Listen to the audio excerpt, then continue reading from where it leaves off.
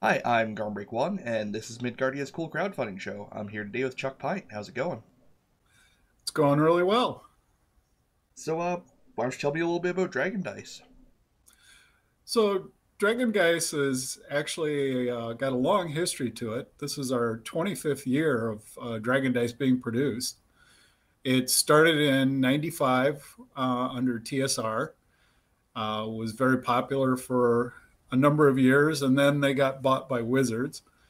Wizards had zero interest in keeping the game going, but a bunch of us who were very invested in the game, aka had a lot of dice, decided to put our money together and approach Wizards and buy the game. And after some long negotiations, Wizards finally agreed to sell us a game. Of course, about right then, Hasbro took over Wizards, so we had 6 months more of negotiations. But then we ended up in 2000. We ended up with the full rights to the entire game, plus some product, plus all the IP and all that stuff. So we've been producing the game since 2000 and adding to it, cleaning up the rules. We're on our fourth edition of the rules, and that, in a nutshell, that's the history of Dragon Dice. That's super cool. It's always cool to see fans manage to take control of projects like that, whereas they Yeah, otherwise would have just languished forever, probably. yeah, it's been a labor of love. SFR is not your typical company by any stretch. It's primarily me and my buddy Cliff Wiggs who do all the day-to-day stuff. We got a board of directors, and they help us with things. But yeah, it's the two of us mostly. That's super cool. So, how do you want to start with the setting of the game or the mechanics?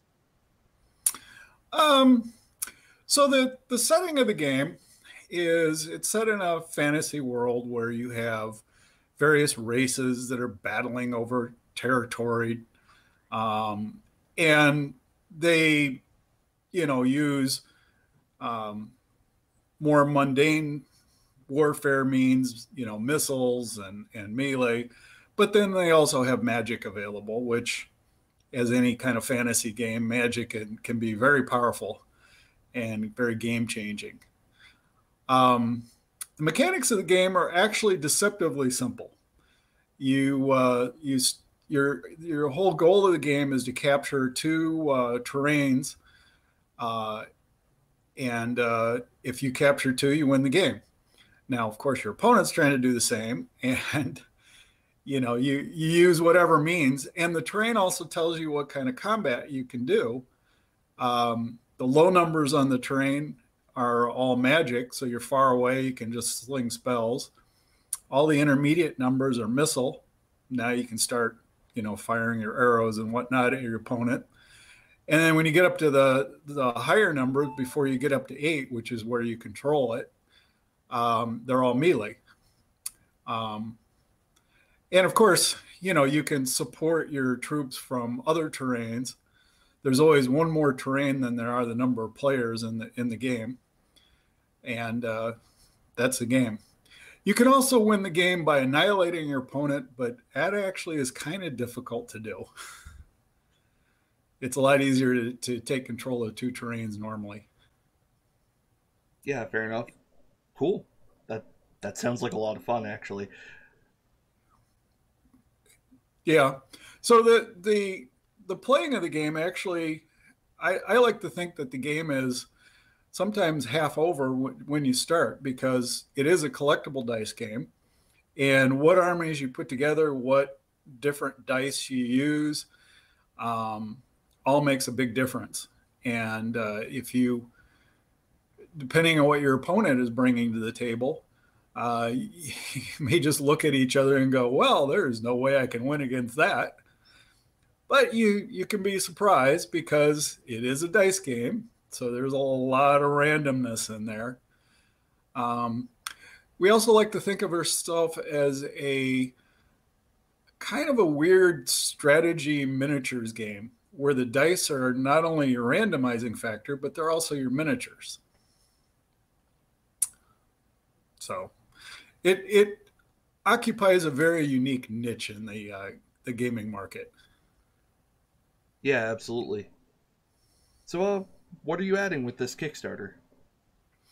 So what we're really adding on this Kickstarter, um, this is a race that has been around for a while. It was actually back in the days of TSR. It was the first kicker that came out, although it had a weird format to it that I won't really go into. But it it's been out of print for a couple of years now, and everybody wanted it back. And the Kickstarter seemed like the best way to get the funding together to get it back in print and available for everybody. We're also adding some game accessories with this Kickstarter. We're adding a couple more decks of cards, which aren't really part of the game per se, but what they are is accessories that make it easier to play. Um, a lot of the larger dice have what we call special actions, like icons on them, and they do some very interesting and sometimes complicated things. And having a little card that tells you what that is, rather than having to flip through the rule book, is really handy. So when you put together your army and you got whatever dice you got there, what special action icons are going to come up, and you can have them sitting on the table there ready to reference. Cool. So, what is a kicker exactly? So a kicker, we call it kicker. Most other games would call it a booster, but in our case, a kicker is just a race. And actually, I have the Amazon's box right here. So that's the size of it. And in the box, there are going to be, a bag full of dice. So you're going to have 4 of the small ones, 2 of the mediums, 1 large D6, and then 1 monster, as we call it, which is a large D10. And that's your basic units for the game. Each of those sizes represents an increasing amount of health, from the smalls are 1 health, the medium 2 health, on up to the monster, which is 4 health. And then generally when you're playing a game against someone, the idea is that, okay, we're going to play a 36 health army against each other. You pick whatever dice adds up to 36 points, and that's what you throw at each other. Cool. These boxes are slightly smaller than I thought they'd be, which is great, because scale can be misleading in pictures. I don't know why I thought it was bigger. No, it's that big. Well, let me close the flap down. Yeah. That big. Yeah. So it's a handful, but it's not like super huge. Yeah. The box actually measures 3 inches by 5 inches. So the original TSR boxes were twice the size, but had the same amount of dice. So there was a lot of air in there, and we got rid of a lot of the air. Yeah, fair enough. Yeah. The art on that is fantastic, by the way. That looks really cool. Yeah. So this artwork is, I'm going to put in a plug for my good friend Jeremy McHugh. This artwork, actually, I have the painting hanging on my wall in the house. It's pretty cool. He has done all of our kickers of the last 8 years now, and we just love his artwork. And this is a perfect indication of what his artwork looks like. So we're very happy with him. Yeah, it's very, very old school fantasy, which is perfect for your exact target audience. Exactly. Yeah. So yeah, and he always has fun in his painting. So this is a Hydra, which is one of the monsters in there. It's going to be impossible to see, but there's a little flying creature up there. That's our newest monster, the Nightmare, flying in the sky. And you can barely see it on the box. The painting on the wall, of course, it's much more obvious, but anyway, it's cool. It's there. It's hidden. Little Easter egg for you. That's pretty cool. So, for when you're setting up your like your armies of whatever given size, are you limited to a single faction? Can you like mix and match, or Yeah, you can mix and match any one of the races you want. I would say most players play with two different races. Each race has their own racial abilities, which is kind of they have a little way of breaking the rules. For example, Amazons, one of the things they can do is they can give up their maneuver attempt, and that lets them use their maneuvers as missiles if they're going to do a missile attack, which can be pretty devastating because they have a lot of maneuvers on those dice. So, but you have to give up your maneuver attempt to do that. So rather than turning the terrain up, you're going to try and wipe out your opponent a bit.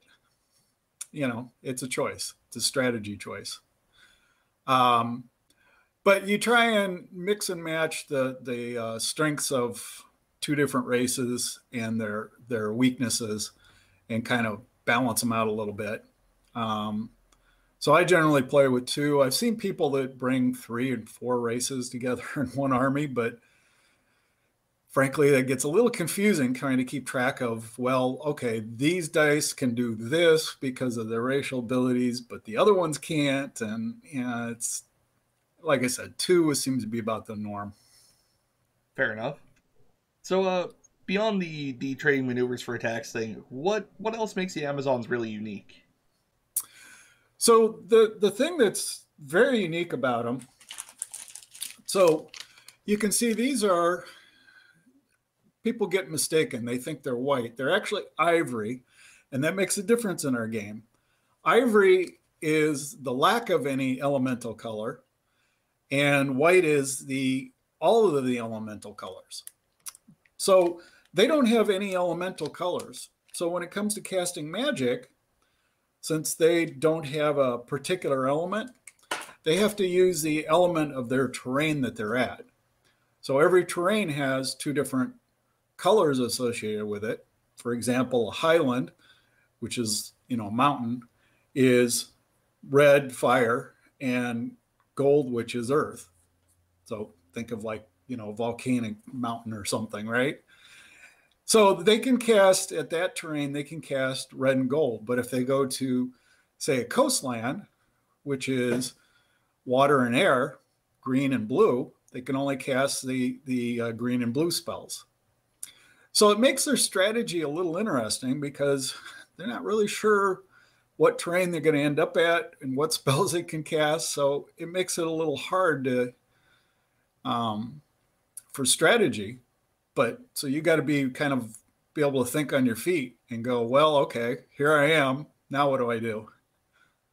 But like I said, they have some very powerful racial abilities. Their other one is they can give up a maneuver attempt, and they can take maneuvers as melee. So they're very strong at missile and very strong at melee when they do that, if they give up their maneuver attempt. So they can beat you on either missile or melee pretty badly if you're not careful around them. Yeah, fair enough. So, what's the effect of casting different kinds of elements? Do certain races have like weaknesses, or Well, the different spells. So okay, we have 5 different colors. So we have the 4 elements that most people think of. We have blue for air, green for water, gold for earth, red for fire, and then we add a 5th one, which is black for death. That's an element in our game. And as you might guess, each of those elements have a different emphasis. So air is about movement. That lets you cast some spells that let you augment your movement. Gold, on the other hand, which is earth, lets you cast spells like transmute rock to mud. Okay, now you're making them sink into the ground and they can't move as well. Green tends to be protective magic. And Well, red, of course, is more offensive, things that damage you. And then black is just nasty. It's going to hurt you. there's there's nothing good about black magic as far as, helping you out. And there's other spells as well that people have access to, not the least of which is in every color magic you can cast resurrection spells, so you can bring back dead units, which is important. And also it allows you to summon dragons, which are kind of chaotic forces of nature. When you summon a dragon in, they don't fight for anybody, they fight for themselves. So you drop them at a terrain, and if you're there at the beginning of your turn and with the dragon, you get to fight a dragon. And they can hurt you bad. Yeah, they dragons are historically not the friendliest creatures. Correct. You get some benefits if you manage to kill one, but generally they just hurt you. Yeah, fair enough. So, anything else you'd really like to highlight about Dragon Dice while we're here? Well, okay, so a lot of people get really into the building army aspect of it. Somebody actually wrote a computer program to try and come up with all the combinations of armies you could build just based on a kind of a standard 36 health turn on army. And it was some astronomical number, like 10 to the 400th power or something ridiculous. So for all intents and purposes, we say it's pretty much infinite. You get that big a number, it's not a lot of difference in most people's mind. So you can explore just building different armies and what they might do, what they might not do. So there's that aspect of it. And then there's the just pure strategy wargaming aspect of it, thinking on your feet, taking advantage of the situation, and dealing with the occasional really good or really bad die rolls and recovering from the bad ones and, moving on and doing what you need to do when you get the good ones. So sometimes the really good rolls can actually hurt you, but that's kind of weird.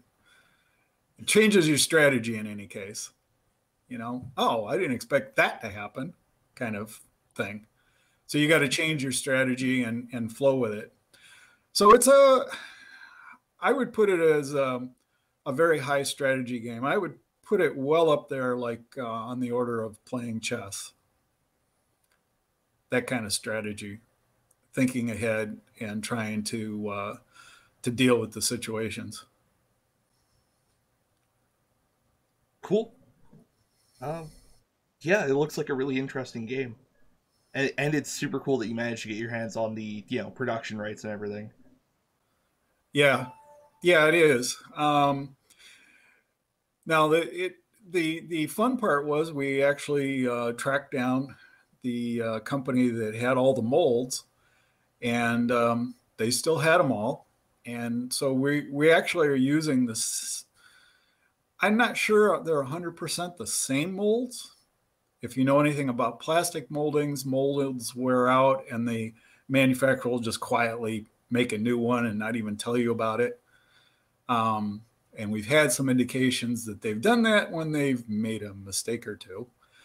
But in any case, we're pretty much using the same molds that TSR made. So the dice are the same and they hold up. I've got dice that I know came from the first TSR printing, and you can't tell that they're 25 years old at this point. So it's a very long-lived game. And we like to joke around with the guys that like to play the collectible card games a little bit. One of our favorites is, well, our game has been played on the bottom of a pool. Can you say that? Yeah, a couple of guys at a convention decided to play a game in the hotel pool. What can I say? Hey, why not? Exactly. We're gamers. We do weird things just because we can, right? Oh Lord, I know. Yeah. So I see that you're fully funded, which is super awesome. And Yeah, your next stretch goal coming up is a 25th anniversary special. What can you tell me about yeah. that? Well, okay, like I said, this is our 25th year of Dragon Dice. It's also coincidentally also our 20th year as a company owning Dragon Dice. And we're going to definitely come out with a special die that has a our logo um, and something special about it, signifying it's been 25 years. Can't say more than that at this point because I don't have the actual image yet from our graphics designer. But he assures me it's going to be very cool, and we will get it made and on a die or maybe more than one die, and that will be available via our Kickstarter. We're definitely hoping to have those available at Gen Con as well. We've always had a good presence at Gen Con. Cool.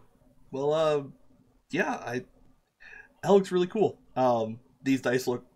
This game looks really interesting. I'm not the most eloquent man, I will say that. Um, Mm. but yeah, congratulations on meeting your funding goal and being very close to doubling it actually. Um, Anything else you'd like to bring up while you're here? Um, well, one of the things we've been kicking around for far too long is coming up with a new race. It's been a little while. The last race we came up with was a kind of a composite race called Eldrum. It actually filled in something that TSR had started but never really finished. Um, our next uh, our next Kickstarter, we hope, will be sometime in 2021, and we're hoping to feature some brand new races. And that's going to be a high hurdle because, well, as you might guess, the cost of getting a mold made is not cheap, and that costs a lot more than just getting more dice reprinted from the same molds. So that's going to be a big deal for 2021 is a brand new race. Cool. Well, let me know and maybe we can do another interview for that. Absolutely, I will definitely let you know. Excellent. Well, I think that about wraps it up then. Okay.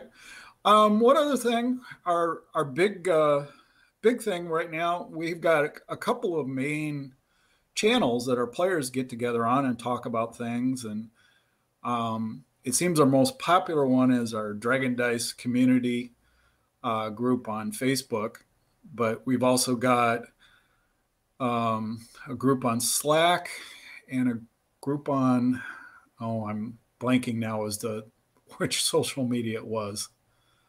Um, anyway, but we've got a couple of different discussion groups going on in various platforms, and I have a hard time keeping up with all the posts. There's enough of them going on at any given time. Especially this last week, of course, the Kickstarter is really creating a big buzz among our hardcore fans. Oh, I bet, and dragging in a lot of new people as well.